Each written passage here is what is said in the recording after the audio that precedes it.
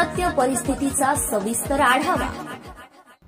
चोपडा कृषी उत्पन्न बाजार समितीत गेल्या 2 वर्षांपासून शेतकरी, व्यापारी, हमाले यांच्यासाठी अनेक कामे करण्यात आली। अंतर्गत 39,71,000 रुपयांच्या ट्रिमिक्स कामाचे भूमिपूजन करण्यात आले। यामुळे सर्व घटकांना या विकास कामांचा फायदा होईल।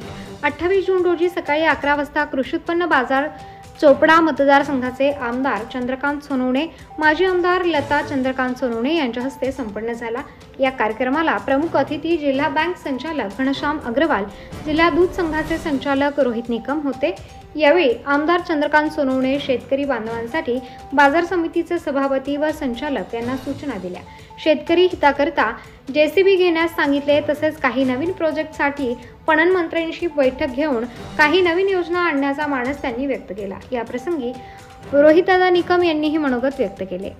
शेतकरी हितासाठी एक महत्त्वाचे पाऊल, मुख्य मार्केट यार्डमधील गोडाऊन रस्त्यांच्या काँक्रिटीकरण कामांचे भूमिपूजन, विकास कामांचा शुभारंभ मान्यवरांच्या उपस्थितीत उत्साहात पार पडला।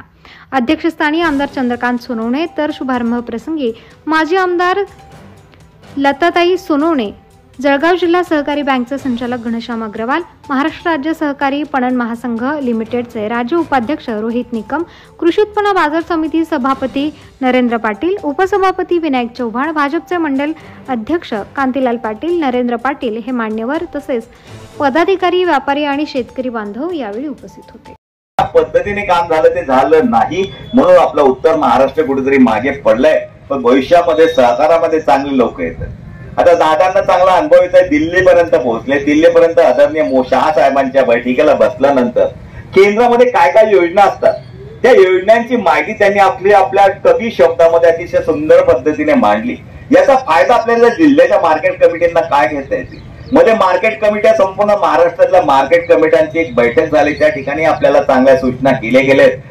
याचं आपण लवकरात लवकर अंमलबजावणी करून आमच्या शेतकऱ्यांना जास्तीत जास्त कसं पदरात पडता येईल, त्यांना कशा सोयी देता येतील यासाठी प्रयत्न करावा, ही एक सूचना आपल्याला या माध्यमातून करतो।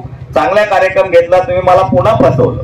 मला सांगितलं होतं फक्त नारळ फोडून द्यायचं आहे, पण तुम्ही इथे भाषण तर ठेवून दिले, पण हे भाषण ठेवत असताना तुम्ही थोडेसे पंखे लावून घ्यायला होते तर गरम होतं, पाणी आलेलं होतं, गरम होत होतं। थोडं काळजी घ्या पुढच्या वेळेला। माशा आहे पूर्वी जास्त होत्या तर कमी झाल्या, या सर्व माशा आपल्याला तालुक्यातनं बाहेर काढायचे। घाण जे झाली आहे त्या घाणीला थोडंसं बाहेर काढावं लागणार आहे आणि हे तुमच्या हातामध्ये आणि ते नक्की तुम्ही केल्याशिवाय राहणार नाही। व्यापारी बांधवांना विश्वास देतो की मी कधी व्यापाऱ्यांच्या विरोधात नाही। मी ज्या भागात राहतो जयकेसवाडी त्याच्या माझ्या आजूबाजूला सर्व व्यापारी राहतात, चोरा तांदेवाल्यापासून तर अगदी किराणा दुकानपर्यंत सर्व व्यापारी राहतात।